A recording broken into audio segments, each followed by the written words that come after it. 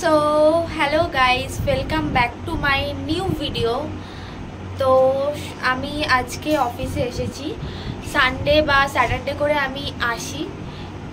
তো আজকে আমি এসেছি, আর আসার একটা কারণ আছে। আমি কাজ না থাকলেও আমি রোববার করে আসার চেষ্টা করি। আমরা একটু লং ড্রাইভে যাই বা খেতে যাই, ঠিক আছে দাদা। সো এখন সামনেই দুর্গাপুজো। আমি জানি অনেকেই দুর্গাপুজোর শপিং নিয়ে, কেনাকাটা বা পার্লার অনেক কিছু নিয়েই অনেকে ব্যস্ত। তো আজকে সানডে, অফিসে যাওয়ার জন্য আমি বেরিয়ে পড়েছি। এরকম অন দা ওয়ে আমি অফিসে যাচ্ছি।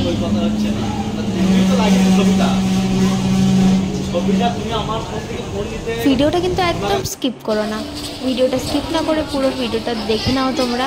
আর আমাকে কমেন্টে জানাও ভিডিওটা কেমন লেগেছে। তারপর এরকম অনেক ভিডিও নিয়ে চলে আসবো আমি।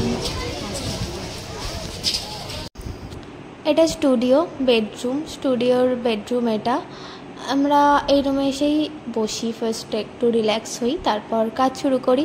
এটা মেকআপ রুম। এটা মেকআপের জন্য খুব সুন্দর একটা জায়গা উইথ এসি। আর এই যে আশরাত, ও চা বানাচ্ছে আমাদের জন্য।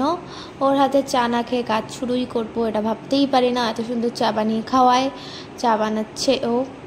আর এটা বাইরে দেখো বৃষ্টি পড়ে যাচ্ছে। আমি এই ওয়েদারে এসেছি, মানে আমি যখন এসেছি তখন বৃষ্টি হচ্ছিল না, কিন্তু এখন আবার বৃষ্টি শুরু হয়েছে। এখন যে কি ওয়েদারটা হয়েছে না, মাঝে মাঝে বৃষ্টি হয়, মাঝে মাঝে থামে, বুঝতে পারি না ঠিক। মানে বৃষ্টি হলে ভালো লাগে না, বৃষ্টি না হলে ভালো লাগে। আর সেদিনকে এই কারণটাই ছিল মেন উদ্দেশ্য আমাদের। এটা আমরা লাইভে বসেছি। লাইভ হওয়ার আগে সেটিংস করার সময় আমি ভিডিও ক্লিপটা নিয়েছি। সেদিনকে লাইভটা তোমরা দেখেছো, আমি হোয়াটসঅ্যাপ স্ট্যাটাস আরও অনেক কিছুতে দিয়ে দিয়েছিলাম। সেদিনকে লাইভটা বেশ সুন্দর ছিল, বাট অনেক দিন পর লাইভে ছিলাম, তো সেরকম একটা ভিউ কমেন্ট আসেনি, কারণ অনেক দিন পর যেহেতু লাইভটা করেছি।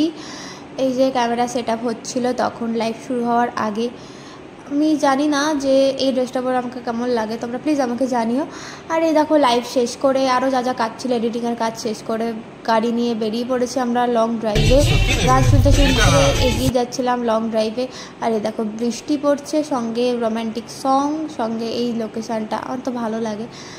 আর আমার বেরোতে ভীষণ ভালো লাগে। শনি রোববার করে দাদার সাথে আমি বেরোই। কত সুন্দর লাগছে না ভিউটা, বেশ ভালো লাগছে। কাচের মধ্যে দিয়ে বৃষ্টি ফোঁটা, সঙ্গে গান পছন্দের, সঙ্গে এরকম একটা হাইওয়ে, বেশ ভালোই লাগছে। তো আমরা জেনারেলি তালবাগানের ওখানেই যাই। ওখানকার ধাবাগুলো খাবার আমার ভীষণ পছন্দের, ওই ধাবাগুলোতেই আমরা খেতে যাই। তো আইটিসিতে আমি কাজ করেছি, আইটিসিতে গেছিও, আমার ভালো লেগেছে এখানে কাজ করে। তোমরা কারা কারা এখানে গেছো আমাকে কমেন্ট করে জানিও। এখানে একটু দাঁড়িয়েছিলাম, গান চেঞ্জ করছিল দাদা, তাই জন্য একটু দাঁড়িয়েছিলাম। তো আমি ভিডিও নিয়ে নিয়েছিলাম সঙ্গে। এই যে দেখো, আমি বললাম না এই ওয়েদারটাই এরকম, কিছুক্ষণ বৃষ্টি কিছুক্ষণ বৃষ্টি নাই। এতক্ষণ বৃষ্টি পড়ছিল, হঠাৎ করে বৃষ্টিটা থেমে গেল।